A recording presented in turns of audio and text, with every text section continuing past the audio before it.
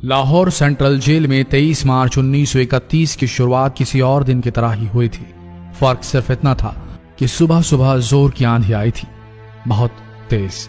लेकिन जेल के कैदियों को थोड़ा अजीब सा लगा जब 4 बजे ही वार्डन चरत सिंह ने उनसे आकर कहा कि वो अपनी अपनी कोठरियों में चले जाएं। उन्होंने कारण नहीं बताया था। उनके मुंह से सिर्फ ये निकला कि आदेश ऊपर से है। अभी कैदी सोच ही रहे थे कि माजरा क्या है।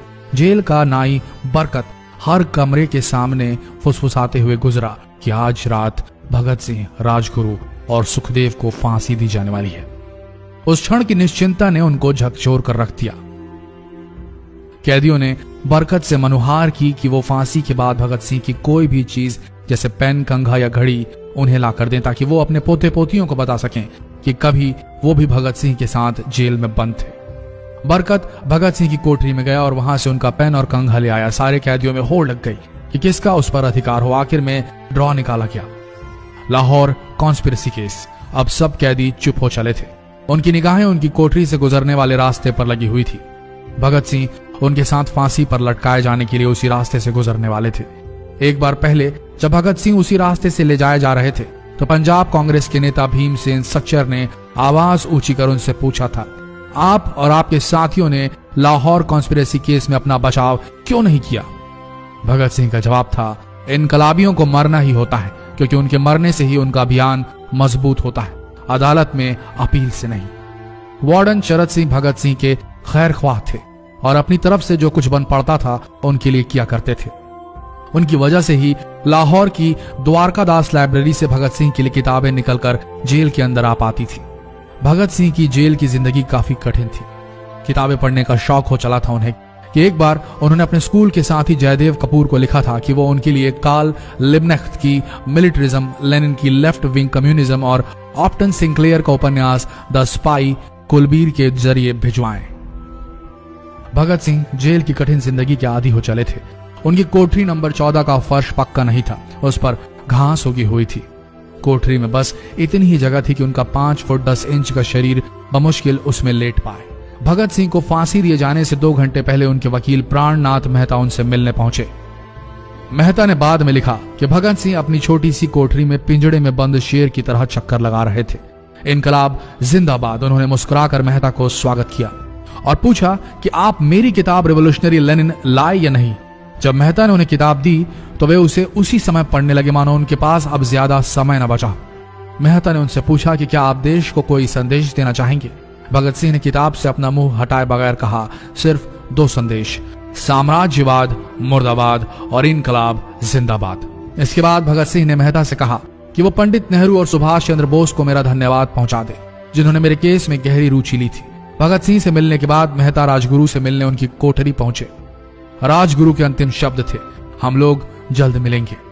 सुखदेव ने मेहता को याद दिलाया कि वो उनकी मौत के बाद जेलर से वो कैरम बोर्ड ले लें जो उन्होंने उन्हें कुछ महीने पहले दिया था। मेहता के जाने के थोड़ी देर बाद जेल अधिकारियों ने तीनों क्रांतिकारियों को बता दिया कि उनको वक्त से 12 घंटे पहले ही फांसी दी जा रही है। अगले दिन सुबह 6 बजे की बजाय उन्हें उसी शाम 7 बजे फांसी पर चढ़ा दिया जाएगा। भगत सिंह मेहता द्वारा दी गई किताब के कुछ पन्ने ही पढ़ पाए थे। उनके मुंह से निकला, क्या आप मुझे इस किताब का एक अध्याय भी खत्म करने नहीं देंगे? भगत सिंह ने जेल के मुस्लिम सफाई कर्मचारी बेबे से अनुरोध किया कि वो उनके लिए उनको फांसी दिए जाने से 1 दिन पहले शाम को अपने घर से खाना जरूर लाएं। लेकिन बेबे भगत सिंह की इच्छा पूरी नहीं कर सके क्योंकि भगत सिंह को 12 घंटे पहले फांसी देने का फैसला ले लिया गया और बेबे जेल के गेट के अंदर ही नहीं घुस पाए। थोड़ी देर बाद तीनों क्रांतिकारियों को फांसी की तैयारी के लिए उनकी कोठरियों से बाहर निकाला गया। भगत सिंह, राजगुरु और सुखदेव ने अपने हाथ जोड़े और अपना प्रिय आजादी गीत गाने लगे। कभी वो दिन भी आएगा कि जब आजाद होंगे हम, या अपनी ही जमीन होगी या अपना आसमान होगा। फिर इन तीनों का एक एक करके वजन लिया गया। सबके वजन बढ़ गए थे। इन सब से कहा गया कि अपना आखिरी स्नान करें। फिर उनको काले कपड़े पहनाए गए लेकिन उनके चेहरे खुले रहने दिए गए। चरत सिंह ने भगत सिंह के कान में फुसफुसा कर कहा कि वाहे गुरु को याद करो।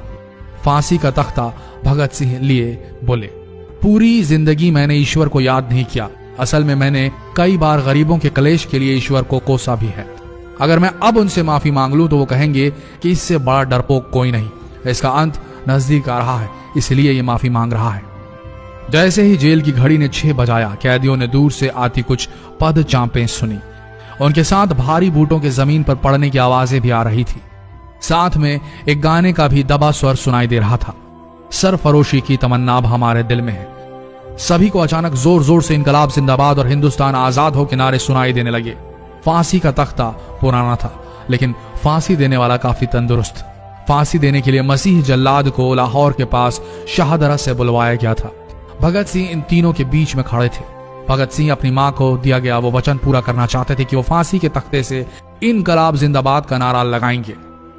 लाहौर जिला कांग्रेस के सचिव पिंडी दास सोंधी का घर लाहौर सेंट्रल जेल से बिल्कुल लगा हुआ था। भगत सिंह ने इतनी जोर से इनकलाब जिंदाबाद का नारा लगाया कि उनकी आवाज सोंधी के घर तक सुनाई दी।